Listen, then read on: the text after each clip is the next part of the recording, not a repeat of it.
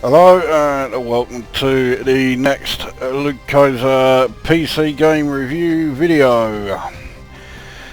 And for this one it is Trial by Fire, which is the first, or at least I hope it's the first, expansion to Might and Magic Heroes 7. Now, Might and Magic Heroes 7 wasn't exactly a huge seller. It's not been one of the more successful releases in the Heroes series. I've no idea why that is the case, because I think the game is great. But the fact that it hasn't been a big seller means I have a horrible feeling this could be the only expansion for it. That belief is strengthened by the fact that there is the Heroes 7 Gold Edition that's been released, which obviously contains the original game and the Trial by Fire expansion. Indeed, well, if you consider the Pirates of the Savage Seas and Dance Macabre expansions for Heroes of Might and Magic 6, or Might and Magic Heroes 6 I should say, if you consider those to be fully fledged expansions, then the last time there was only a single expansion released for a Heroes game was way back when Heroes 2 came along. Heroes 3 had 2 expansions. The Diabolical Heroes 4 even had 2 expansions. Heroes 5 had 2 of them. I'm thinking about it, it may have even had 3. No, I think it was only 2. Heroes 6, well, as I say, if you consider those 2 expansions as, you know, or those 2 like add-on things as bona fide expansions, then that had 3. And then there's this one. Currently, the only expansion available is Trial by Fire. Mind you, it hasn't been out long, it's only been out like a couple of weeks or so. Now, I haven't played Heroes 7 for quite a while, and there's a strange reason for it. I bought the game on pre-order, because I'm a big fan of the Heroes series. And I thought the game was great, as my review said, and I'm still a fan of the game. But when I got it, because it's been out for about a year or so, I used to be up here playing it quite a bit while my mum was in her room recovering from the particular cancer treatment she was having.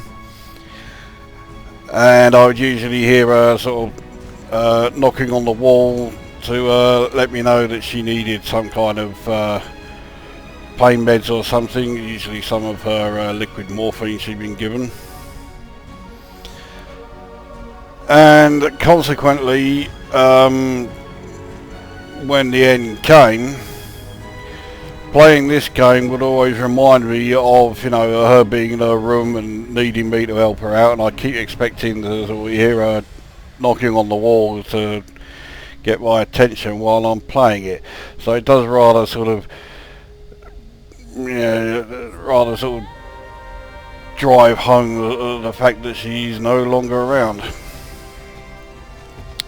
But I have been playing it a bit more recently, certainly since the expansion came along, and I am enjoying it again. So let's go through then what's new. I won't go through the entire game, because if you want to see everything that's in it, well, you can check out my review of the main release back when Might and Magic Heroes 7 first came along. So what I'm going to do, I'm going to load this saved game, which is it's a skirmish, a one-off scenario that I've already started. Now, the reason for showing this, rather than showing it right from the start of a game, is so that I can show you all of the units and everything else that's in the new faction. The new faction is the Fortress faction, which is primarily inhabited by dwarves, though not exclusively, unlike the Fortress faction when it came along in Might and Magic Heroes 5. Well, no, it was still Heroes of Might and Magic then. So I started here in Thorkmere. So this is the Fortress town. This is fully built up with everything except the Arcas Eternal Flame, which is the building that requires the Tier of Asher.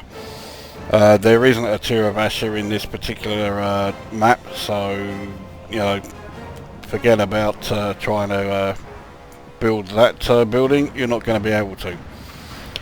So the building tree is pretty much the same as all the other well, as building up any of the other towns for any of the other factions. You get all of the usual stuff where you have options as far as some building types go. For example, things like this. I've built the volcanic chimney, which gives me additional lava elementals. You could have built something which would give you additional Disyr or Valkyries. Likewise here, I built this one to give me additional Kobolds, but I could have built the one that gave me bear cages. There are a couple of other buildings where you had the options, and I can't remember which ones they were. And then of course, as is the case with all of them, when it comes to recruiting the champion creatures, you have the choice of either the red dragons or the fire giants. I chose to go the route of the fire giants. So speaking of the units, here they are. So these have all been upgraded, so what we'll do, we'll show you the basic and then the upgraded. So you start off with the Kobold Scout. There's no getting away from the fact that the Kobolds basically looks like a giant hamster that's holding a crossbow. Despite that rather ridiculous sounding description, and there's no getting away from it, it does sound ridiculous. I don't mind the presence of something like the Kobold, or the Kobold Scout, if you upgrade it, Kobold Pathfinder, because one of the things I wasn't that keen on with the Fortress faction in Heroes 5 when they first brought in a faction that was primarily concerned with the dwarves, everything apart from the champion unit was all just a variation on a dwarf. So they all looked very samey. So I was quite pleased when this one was announced, and indeed out of all of the units, only 2 of them actually have like your typical dwarf look. I'm also quite pleased that they followed the Norse mythology, which obviously is where dwarves come from. They're not initially from Lord of the Rings, as a lot of people seem to think. So anyway, your next unit then is your Defender. Upgraded is a Shield Guard. They're your rank and file soldiers. They just have melee combat. Obviously the Kobold is a ranged unit. After that is the Bear, which is upgraded to the Black Bear. In the Heroes of Might and Magic 5, there was a similar unit, but it was a Bear Rider. In this, it is just the bear, no one's riding it, which I'm fine with. That's the first of the large units. Next is the Dis, or the Disyr for the plural. Upgraded version of those is the Valkyrie. These things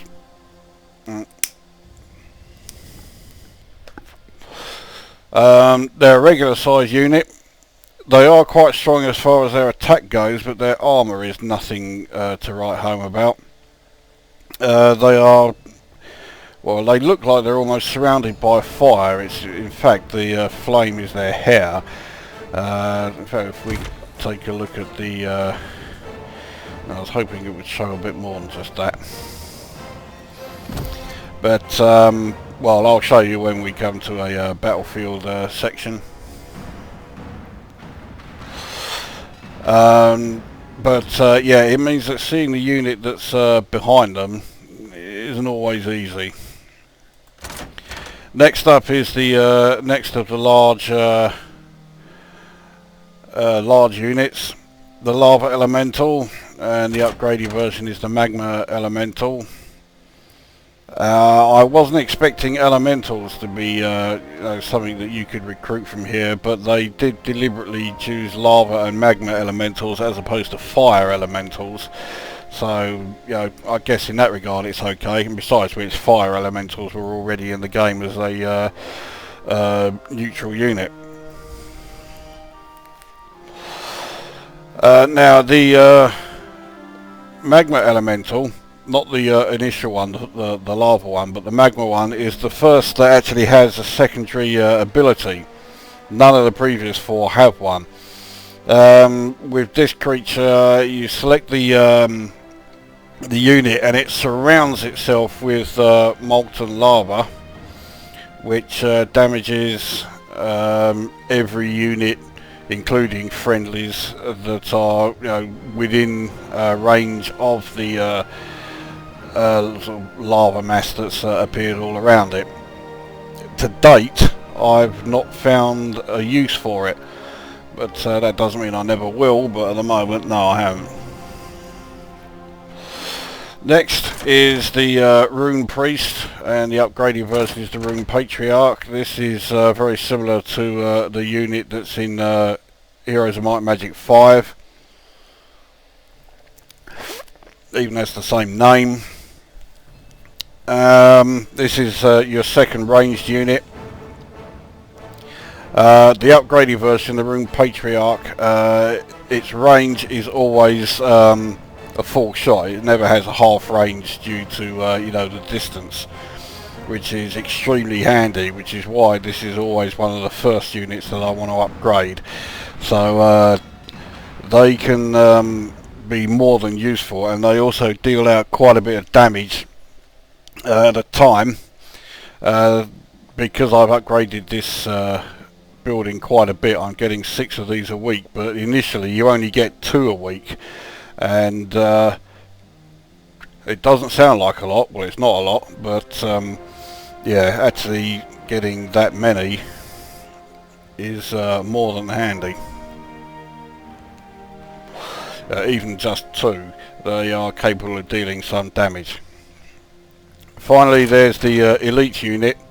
As I say, you've got a choice with these, so I went with the Fire Giant. The upgraded version is the Einherjar. Essentially, it's just a huge melee unit, extremely strong, has extremely high defense, but when you upgrade it to the Einherjar, it has a one-off ranged attack that it can use, which initially doesn't do a great deal of damage if you only have the one, just the one Einherjar in your army. But once you start stacking additional units and you've got, say, 4 of them, then it starts to do quite a bit of damage. I think in my main heroes army, I've got 10 of them. They can deal out quite a bit of damage there. The only problem is that they only had that ranged ability once, or once per combat. They are bloody expensive to recruit. I think they are the most expensive champion unit of the lot. So it costs 6,071 gold each, plus one, I keep forgetting that, Shadow Steel, and 1 Star Silver. Or 2 Star Silver even. So yes, they are not cheap at all. So that's the units for the fortress. The war machines are the Fortress Ballista, which does exactly the same thing as the Haven Ballista, so nothing new there. And then there's the Runestone. Now, to be honest, at the moment, all of my characters and all of my heroes from the Fortress faction have never been able to level up to the top tier in War Machines. So I've never been able to take manual control of this Rune Designer. So I don't entirely know what it does. The only thing I know for certain is that it has some sort of beneficial ability which is applied to every creature that is at the back of any of the battles. So if you're initiating the combat, then all of the creatures that are the rightmost of the battlefield, yes, they get this blessing ability, and it will also heal to a degree any damage that's been taken. It won't resurrect any creatures, but it will heal any damage that that stack has at that time. Later on, as you become more adept at using runes on the battlefield, that runestone has an additional benefit, which I'll go into. So I'll go into it now. So this is my main hero here. He's level 24. So as you can see, he's not doing too badly in terms of his army. 712 shield guards, 605 Kobold pathfinders, 151 black bears, 10 Einherjar, 48 Rune patriarch, 139 magma elementals, and 49 Valkyrie. He's also doing okay in terms of the quantity of items. None of them are particularly superb. I mean, this one just has +1 defense. I don't have anything for the torso. The boots just +1 maximum movement. The +10 initiative to friendly ranged creatures is quite handy though, especially with the ranged creatures that I've got, the Rune Patriarch in particular. This one, it sounds more useful than it actually is. +10 attack for friendly attack and support warfare units, which is great, but that means that the only thing it actually affects is the Fortress Ballista, so I don't know why I've got that one. This one is handy, +6 hero damage per level, so I'm getting +6 24 times over. -1 movement to enemy creatures and -5 initiative to enemy ranged creatures. That's pretty fucking useful. This one isn't too bad, +4 might and +1 to the base damage of all of my creatures. +2 defensive and +2 might again is, but I mean add them all together and that's how I'm doing, which isn't too shabby. Anyway, that's the wrong area. This is this area that I wanted to check out. Now this Rune Magic here is a new ability. So all Fortress heroes start off with Novice Rune Magic. So you get the Rune of Fortune, which you can place on the battlefield. And I've also gone on and upgraded here, but once you get to Expert you get the Rune of Destruction, and then when you get to the Master you get the Rune of Resilience. There are actually 4 runes that you can place on the battlefield, so hopefully I can find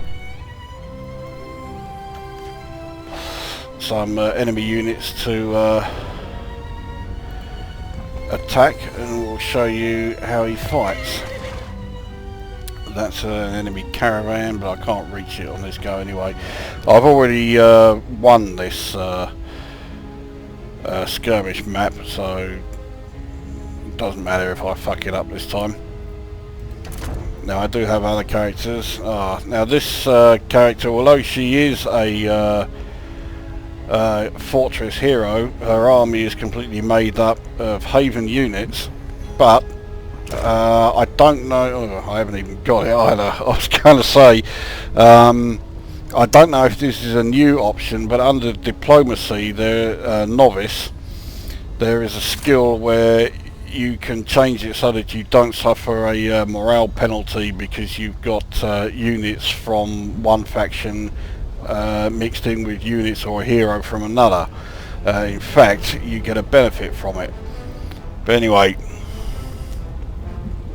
I want to show you the Fortress faction, not not other ones that you already will have seen. Now this character here currently doesn't have an army. We'll get her moving. She is heading towards this area here, Par, which is a stronghold. Alright, what should we give her? I can't remember what I gave her last time. Oh, that's right, warfare. I want... yeah, we'll give her plus 100 health to war machines. So, well, it's not quite as far as she can go, but almost. Right, so we'll end this turn, because I say I want to show you the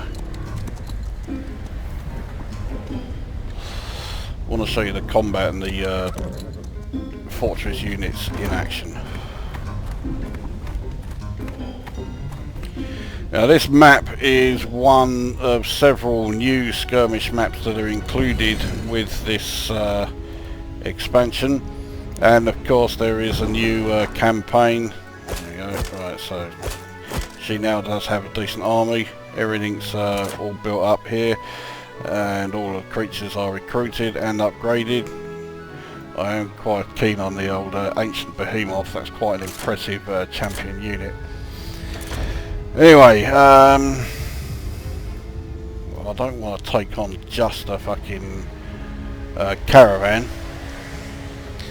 So this bloke, he's only a level 3 hero, so his hero's a bit crap. His army isn't that impressive either, but we'll take him on so we can see... oh fucking hell, he's run off. Oh no, he hasn't, he's gone into the castle. Okay.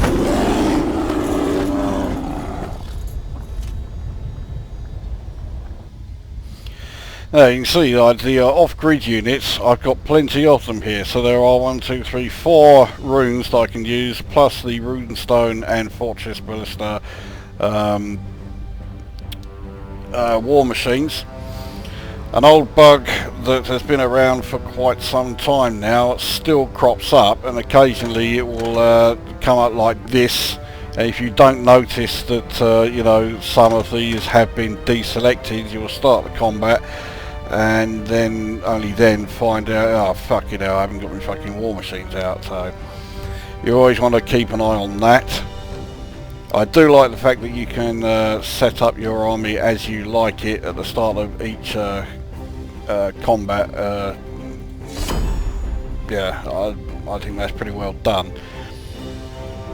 So this is how your units look on the battlefield, but what I'll do is quickly wipe one little fucking piss and skeleton out, and then we'll get a proper fight underway so you can actually see them better. Cool, I've got 15 experience points for that.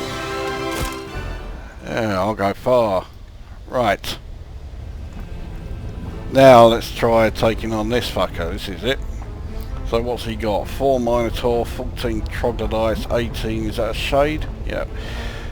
5, I can never remember those, Striders, or Super Spastics as I call them. 39 Stalkers. They're all from one faction, and then he's got the Guardian and the Cavalier from another faction.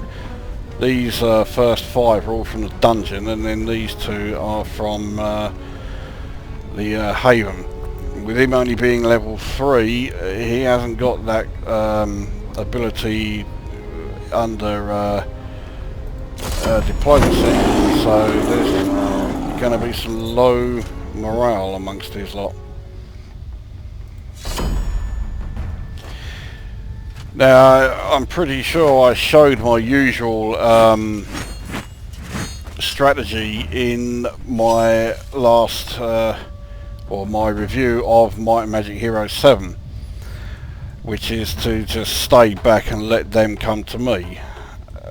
So for the sake of this video I won't do that, but I will still try and win. So let's take out troglodytes. I fucking hate those things. So first we have the Rune Patriarch. Now I forgot, that also has an activated ability. Teleports to the location of a friendly rune, which destroys the rune, but you can then put it back later on. Personally, I think that's an absolute waste of time, that ability. I just don't see the point of it, especially as his ranged attack is so strong. So we'll kill the super spastics with 48 of those. No problem. So now it's the Valkyrie. You can see what I mean about the flame hair and that, so you can't see the Kobold who's behind her. So we'll move her out. The Kobold's there. He's somewhat in the shade of it, so...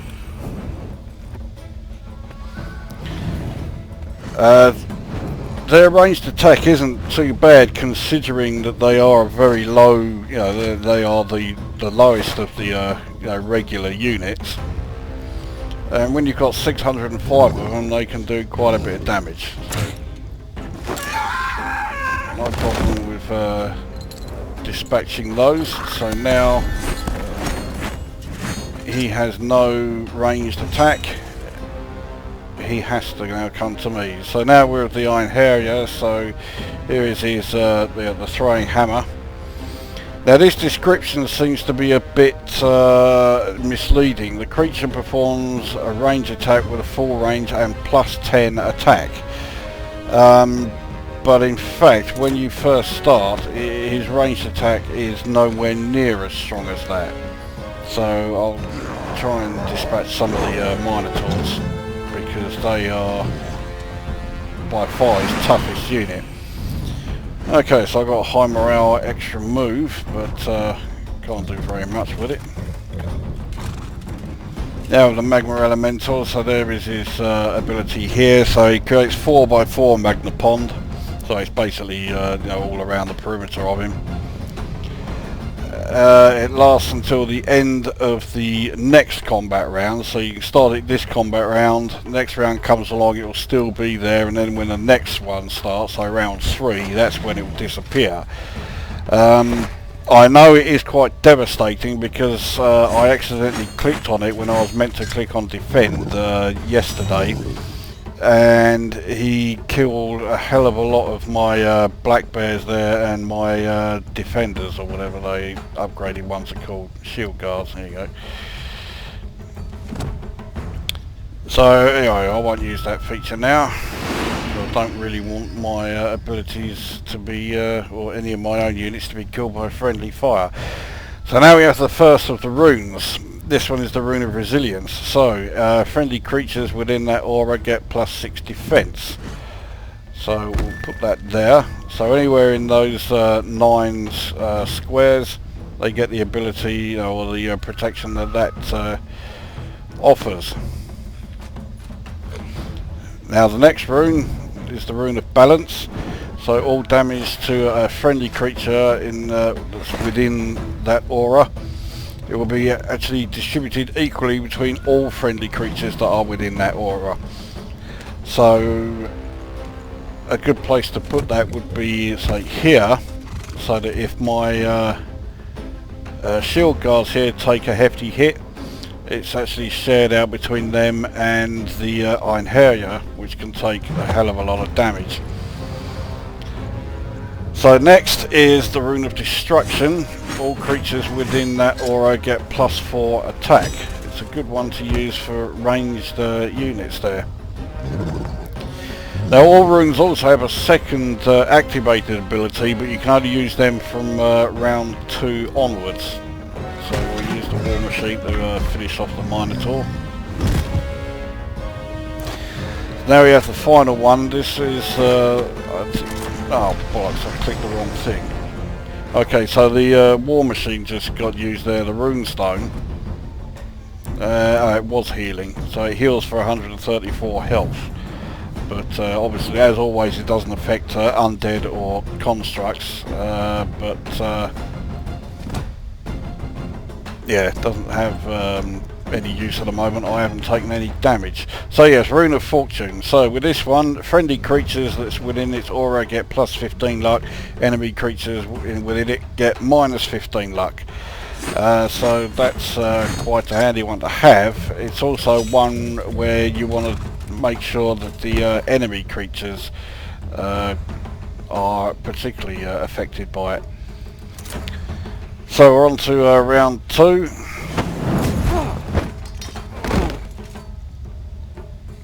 So we use the Rune Patriarch to take out those. I'm pretty sure that... oh well, he's got the second because of high morale, and he's going to wipe these out, no problem.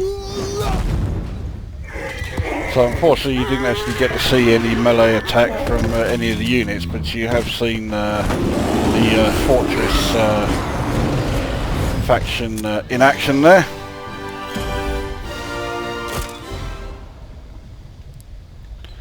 So now to actually attack the stronghold itself.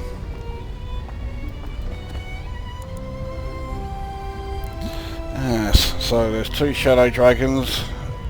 In fact, 2 Shadow Dragons are about the only things there that's actually worth anything. 2 Marksmen for what it's worth, 4 Medusa, 64 Legionnaire, 2 Soulless, 2 Minotaur, 10 Silverbacks, 20 Sentinels, 30 Crossbowmen. That's assuming he's actually got room for the local guard. I don't think he will.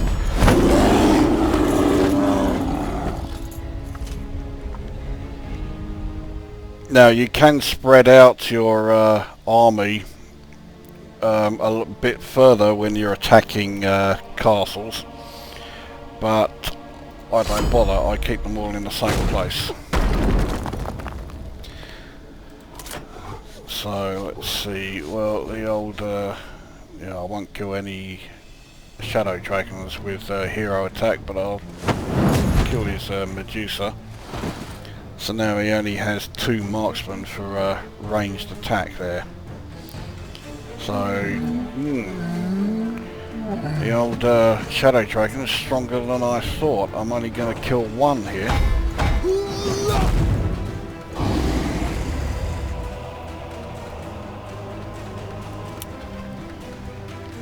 Right, I don't usually do this, say I usually still be hanging back rather than advancing. Fuck it, let's kill off his Shadow Dragon. Get rid of his most powerful unit. Usually the priority is to get rid of their ranged attack, but his ranged attack consists of 2 marksmen. That's fuck all. So the Einherjar can, we'll use him to kill the super spastics.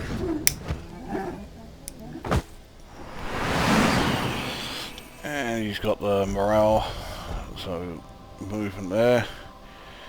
The Magma Elemental, it's best to attack enemies while flanking, but obviously I can't get round there to do that, but attacking them head on, he'll kill all of them anyway. Yeah, no problem. Right, now I keep forgetting which rune is which, so I always have to keep checking, but there's a Rune of Resilience there.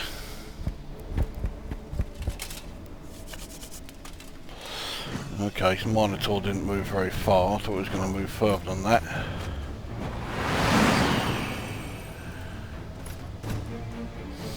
Right, Rune of Balance. Who's he more likely to actually attack? Probably here, so you can overlap the area of effect here.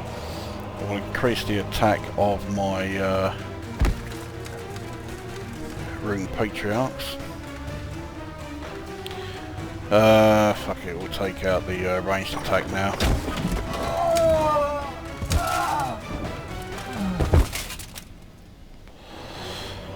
And then finally that one for the fortune, so when the Minotaur comes out, if it comes out, he's going to have bad luck when attacking.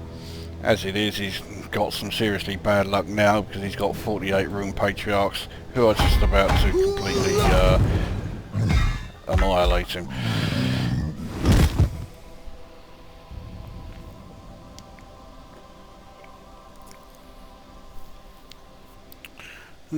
Someone's still here. Oh yeah, forgot all about it. This cunt's still here. Right, so we'll do full flanking, stand behind him, and that's him gone. There we go. So now it is, yeah, battle over. I wonder what the fuck was happening there.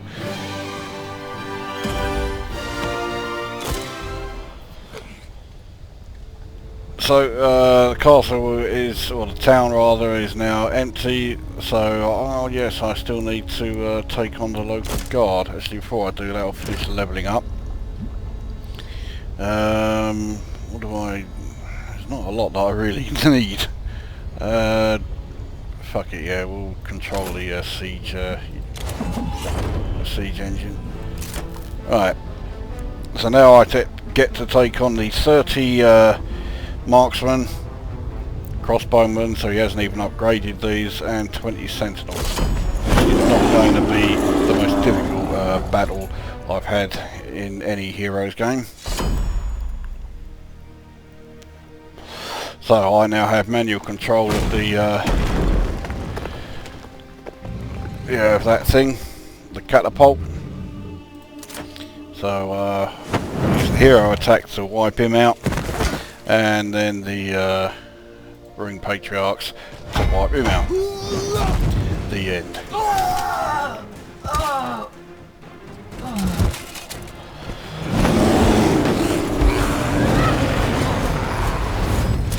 Now the fortress units are not the only new units to appear in the Trial by Fire expansion. There are several new what's the fucking word? Neutral units, and if I can,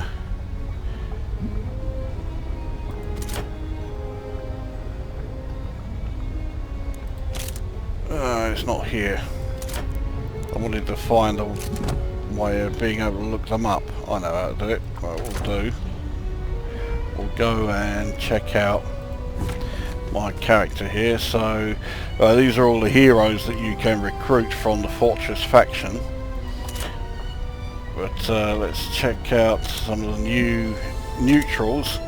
So the Kappa Shoya, which was in Hero 6, that's now back.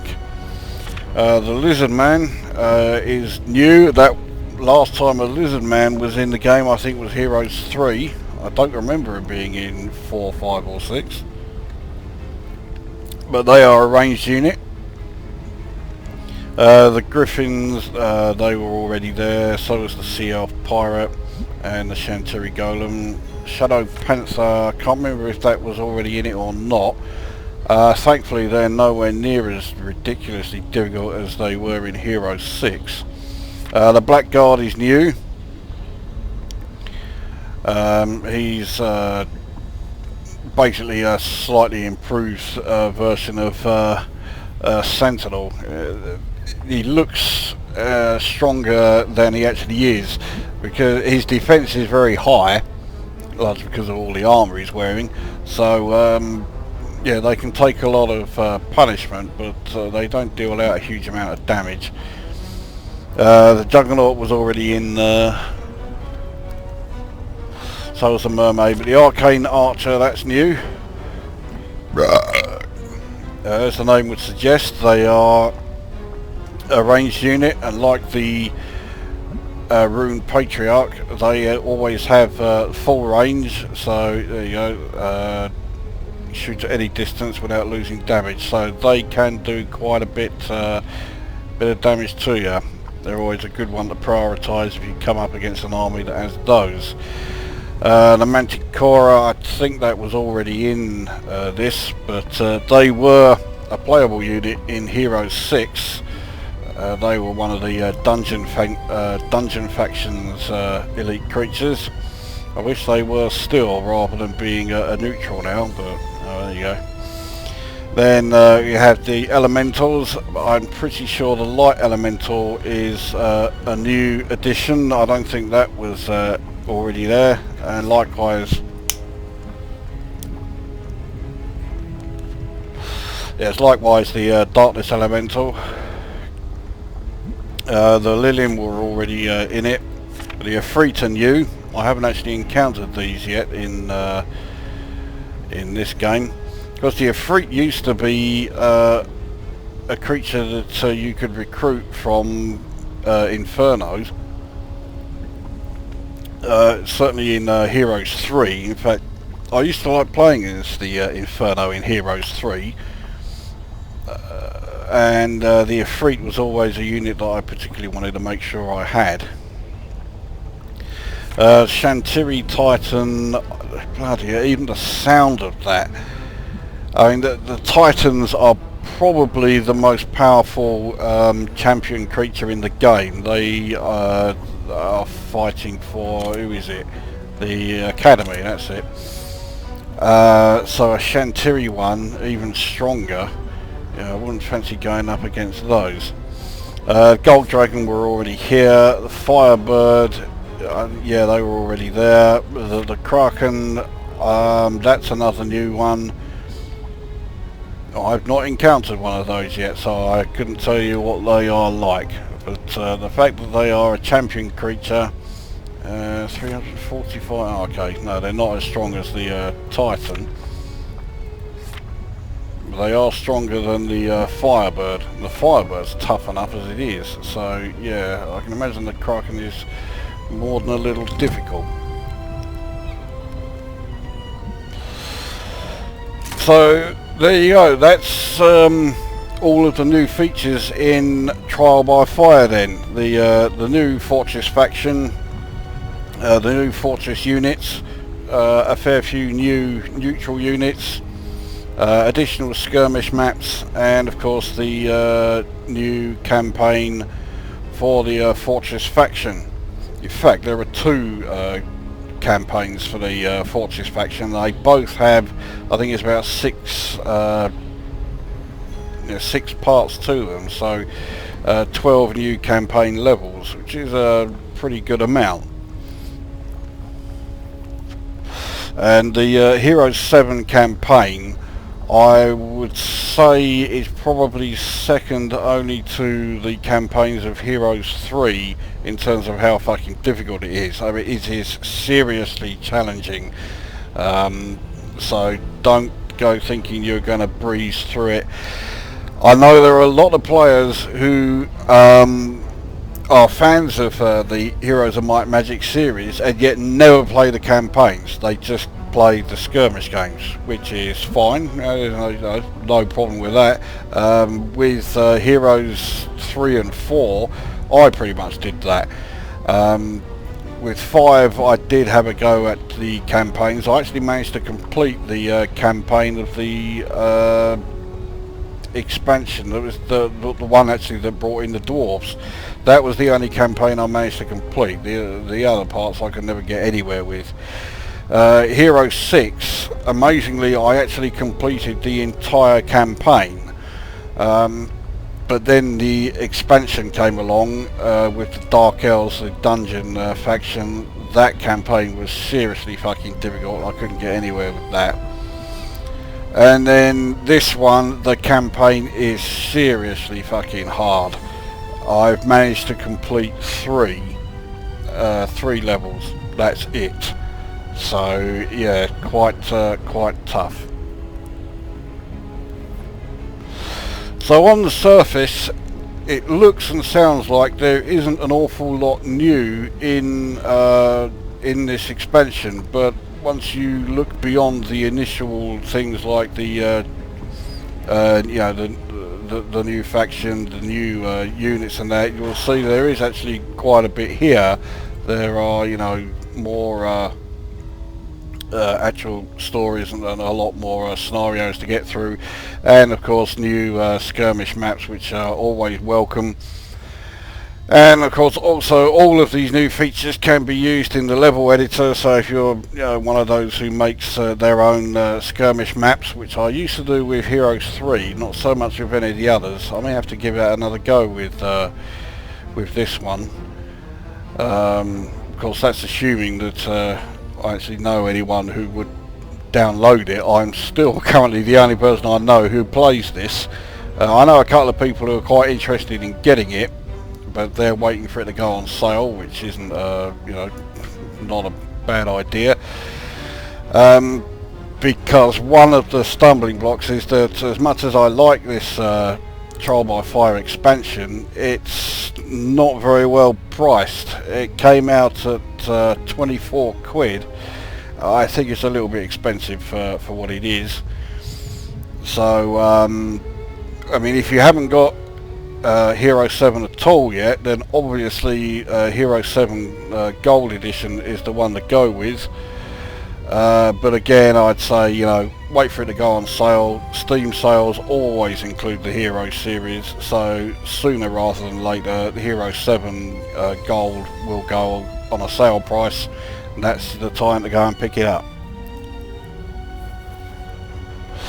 Now there are still a few bugs laying around in the game. The one I mentioned earlier, where sometimes your units and your war machines aren't selected at the start of combat. That's a rather irritating one, but of course if you just keep an eye on it at the start of each round, just to make sure that everything's there, it can be worked around. But in general, I'd say at least 90% of the bugs that affected the game, or affected Hero 7 on first release, have all been sorted out, and the game now runs pretty well. I've not had any issues. I've not had any like major problems at all since Trial by Fire came along. So yeah, I'm quite happy with the state that the game's in. Of course, a lot of people who got the game, got Hero 7 on release and found it to be in a really buggy state. They're all still saying it's full of bugs, even though they haven't played it since then, because they didn't like the state it was in. And I think that pretty much sums everything up. So yeah, I think the game is great. I think it's a seriously decent expansion. I like the new faction, but I really do hope that there will be another expansion and we finally get the Inferno faction as a playable faction, because a Heroes of Might and Magic game without the Inferno faction there, it's just not right. You've got to have Inferno there. So I would score the game 8 out of 10. I think it's a great add-on, but I think it's a bit overpriced. If it was more sensibly priced, I would give it 9 out of 10, maybe even 9.5 out of 10. I would certainly give Heroes of Might and Magic, oh sorry, no, I'm getting the titles again, Might and Magic Heroes 7 Gold Edition, I would certainly give that 9.5 out of 10. And yeah, if you are a fan of the Hero series but don't have this game yet, or if you are a fan of turn-based strategy games and you don't have this yet, then obviously the Gold Edition is definitely the one to get. Get the base game plus the expansion, and yeah, I don't think you'll regret it at all. It's a fantastic game. I mean, so You know, Might and Magic Heroes game, you can't go wrong with it. You know what you're going to get for the most part, and it always delivers. So yeah, I'm a big fan of it. I don't see that changing at any time. So there you go, that is Trial by Fire then. That brings this review to an end, and we shall see you at the next one.